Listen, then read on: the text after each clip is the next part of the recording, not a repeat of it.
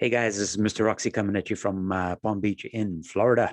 It is Thursday. It is March the 25th. It is approximately 10:30 a.m. in the morning and the sky is falling. All the stocks are crashing. What is actually going on out there? I thought let's take a quick look at the sectors and see what's happening so we can see if we can make some sense out of all the stuff that's happening or whether it remains clear as mud. So let me quickly share my screen here with you and kind of take a quick look here at the sectors in terms of what they're doing today. Let me get myself out the way in case I am in the way, because I never know what you guys are seeing when I do this. But anyway, so here we look at the S&P 500. We can see the different sectors. We can see energy is right at the bottom.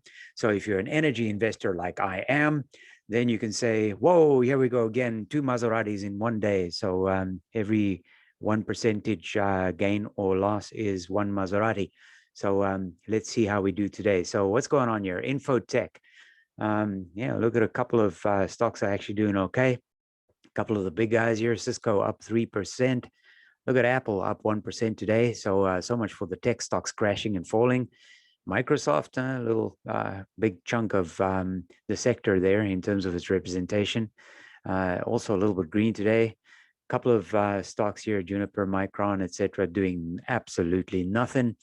IBM, this is where the decline begins in the information technology sector. You can obviously see some familiar names as I scroll on this particular screen here. A couple of favorites here. This is a Jim Cramer favorite, Salesforce down 1% today.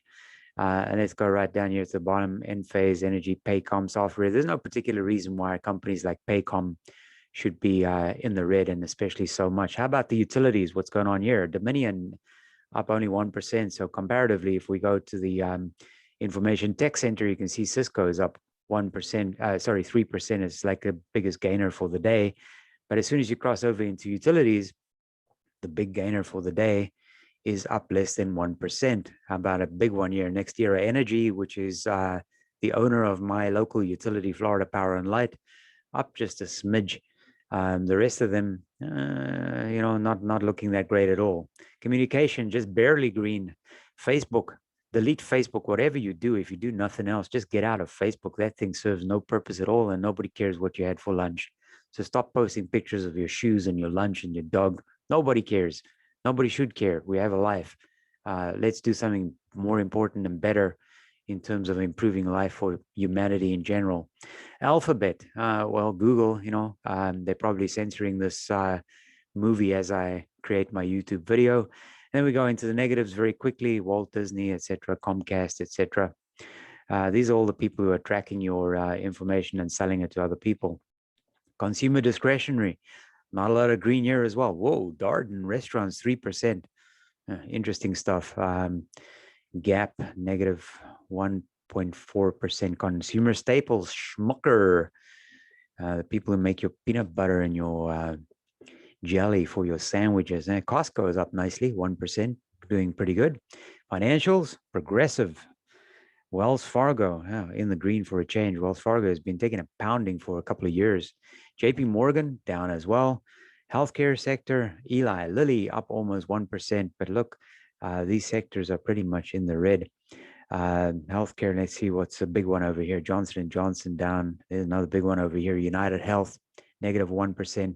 Materials, Lind, Sherwin-Williams, Dow. This is Dow Chemicals, not the Dow Jones. Air products, DuPont, all negative. Industrials, Northrop Grumman, Union Pacific, a couple of big ones over here. Boeing down 1%, Granger. Real estate, Crown kind of just level pegging there, trying to stay positive. No green ones, in real estate. American Tower. What else is big over here? Digital Realty Trust. Prologic. How about energy? Let's go to energy. Your and my favorite sector. Cabot. What the heck? Cabot? How did you manage to go green today? Williams Companies. Chevron. Here's one of the big blue giants. Blue chip giants down 2% today. Williams Companies, one okay. I know a couple of you are into one. Kinder Morgan, 2%. Marathon, 2%. Exxon, 2%. ConocoPhillips, 2%. And this just gets progressively worse, right? Valero Energy, 2%. Pioneer, 2.5%. Phillips, 66, 2.5%. EOG, 2.6%. Schlumberger, 3%. Wow. Occidental Petroleum, 3.36%.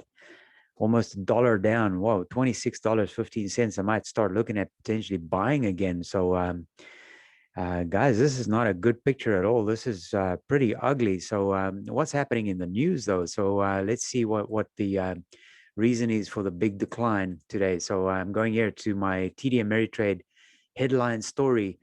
The Dow heads for a straight third drop, even as jobless claims fall to a pre-pandemic, plandemic, they misspelt plandemic, low. Stocks are headed lower on Thursday, with the main benchmarks on pace to slump for a third session. Equity markets have been reacting to a rapid rise in borrowing costs, reflected in surging government bond yields, though the rise has abated in the past week. Wait a minute. I thought everything is related to COVID. Let's try this one. Let me go back up again one sentence because I skipped this here. Even as the latest data on the economic appeared to point to improvement as the country emerges from the COVID pandemic. How are the benchmarks performing? Well, I just shared that with you a minute ago. Stock indexes is not a proper grammatically correct word, I'm sure. For those grammar police out there, I'm sure it's indices, not stock indexes.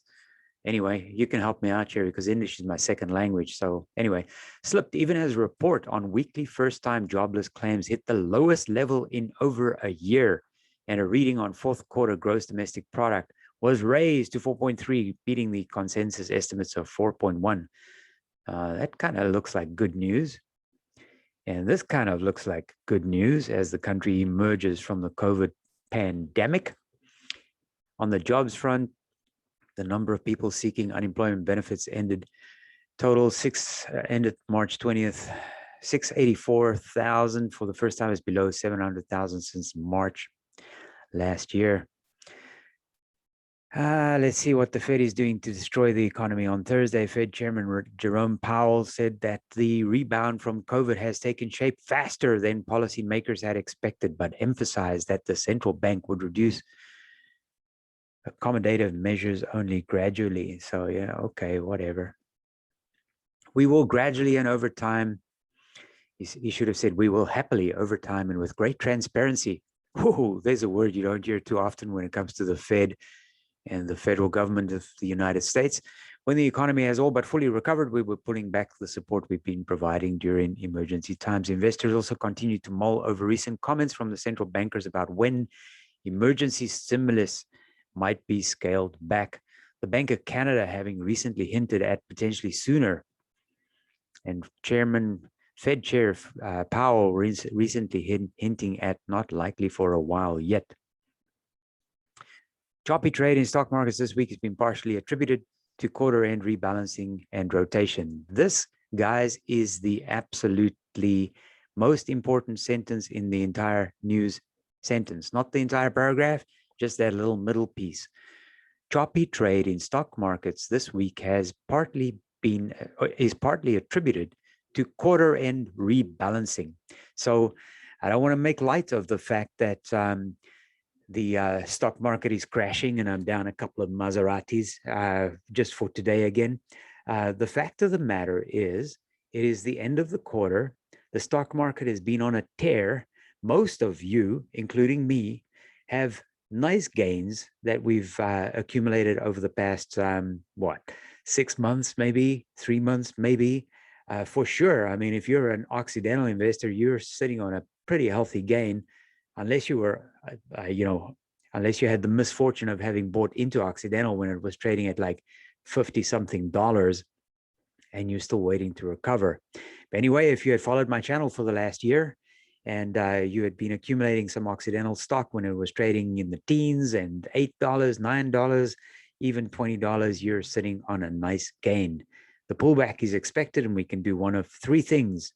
We can either run away, sell, and hide, which would be a terrible option, or otherwise you can sit tight and do nothing And when I say do nothing, I don't mean stop exercising and keeping yourself healthy and fit.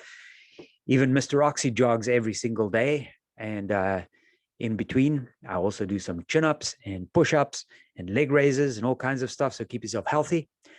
So when I say do nothing, I just mean in terms of your stock portfolio. Or otherwise, you can say, hey guys, there's a couple of bargains out there. Should we buy? As the prices go lower, potentially, I start looking to do some shopping. But those are your three options. Sell, horrible if you take a loss. That'd be a very bad suggestion.